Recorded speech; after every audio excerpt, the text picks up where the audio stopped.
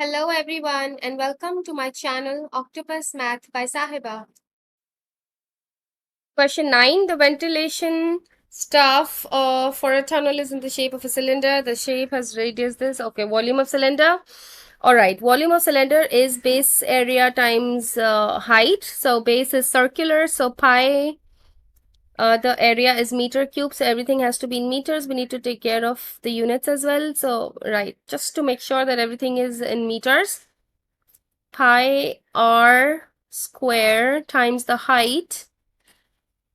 So I'm going to quickly use my calculator. It's 7.539. So let's round it off to 7.54. Okay. The diagram shows a cross section of the tunnel. Okay, calculate the area of the cross section. Okay, because this is O is the center and OA and OB has to be the two radius. So if you want to find the area of the triangle, we could use this by trigonometry. The area is going to be AB sine C, where A and B are the two lengths we know, and sine C, which means sine is the function sine is applied on the angle in between the two given sides. So it has to be 4.5 times 4.5 times sine of 110 degrees. This is the angle in between the two given sides. So the area of this triangle is 9.51, and for this sector area, because we need to find the area of the cross section, so we need to calculate the angle of the whole thing. So this is the major sector of the circle, right? If this is 110, this has to be 360 minus 110, 250, right? And if we need to find the area of this major sector, the formula is angle over 360 times pi r squared, and r is 4.5. So this will give me the area of the major sector is 44.18, right? And together everything 53.68. Let's round it up to three significant figures. It will be 53.7. So part C says the length of the tunnel is 1750 meters. A car drives through the tunnel at an average speed of 45 kilometers per hour. Work out the time that car takes to travel through the tunnel. Okay, so there's a difference between the units. This is meters and this is in kilometers. So we need to take care of the units, and the answer we need to give it in minutes and seconds. Right, so this minutes is fine. This kilometer per hour has to be converted. So 45 kilometers in 1 hour, that means 45,000 meters in hours. You have to convert in seconds. So that's equal to 3,600 seconds. This is the rate that he's traveling to, and the length of the tunnel is 1750 meters.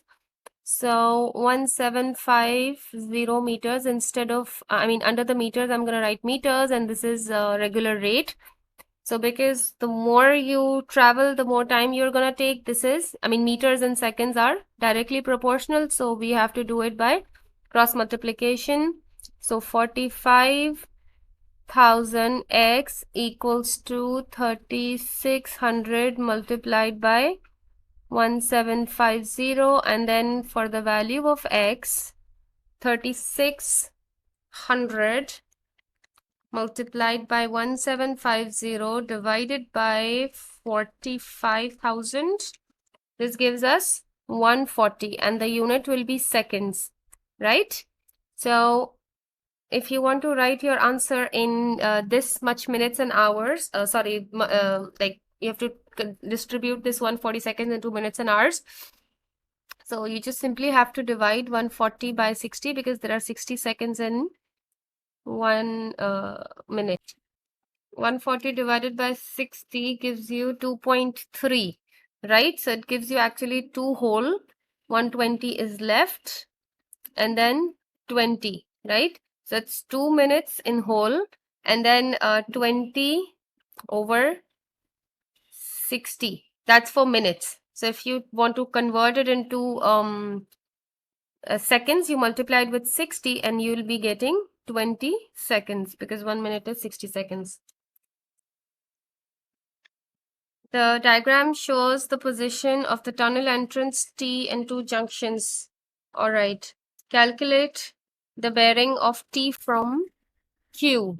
So from Q means there's a north at Q, and to T. That means this angle is required.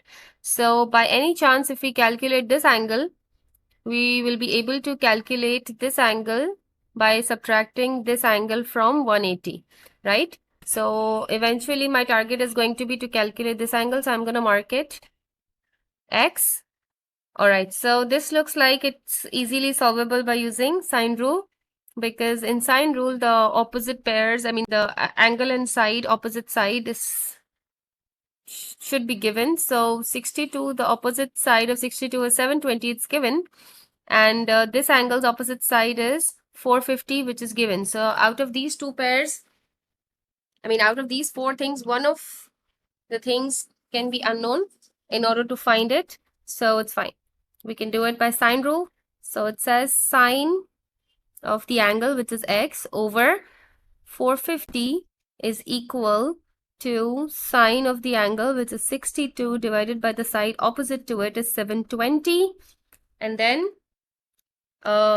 this goes there up to multiply. So 450 times sine 62 divided by 720 gives us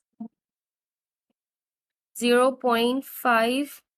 I'm not writing the whole thing. So because we want to calculate this angle x, sine goes to the other side and gives its inverse. So I'm just going to use my answer button in calculator. So sine inverse of the answer, it gives me 33.5. So this angle is 30. I'm just going to erase everything else. So this angle is 33.5, right? So this angle should be 180 minus 33.5. The answer is 146.5.